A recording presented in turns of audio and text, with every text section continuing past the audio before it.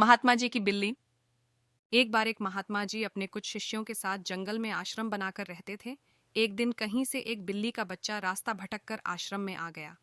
महात्मा जी ने उस भूखे प्यासे बिल्ली के बच्चे को दूध रोटी खिलाया।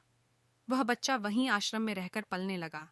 लेकिन उसके आने के बाद महात्मा जी को एक समस्या उत्पन्न हो गई कि जब वे सायं ध्यान में बैठते तो वह बच्चा कभी उनकी गोद में चढ़ जाता, कभी कंधे या सिर पर बैठ जाता। तो महात्मा जी ने अपने एक शिष्य को बुलाकर कहा, देखो, मैं जब सायं ध्यान पर बैठूं, उससे पूर्व तुम इस बच्चे को दूर एक पेड़ से बांध आया करो। अब तो यह नियम हो गया।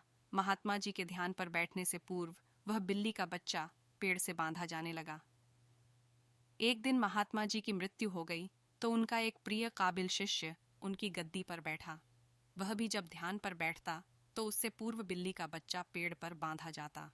फिर एक दिन तो अनर्थ हो गया। बहुत बड़ी समस्या आ खड़ी हुई कि बिल्ली ही खत्म हो गई। सारे शिष्यों की मीटिंग हुई।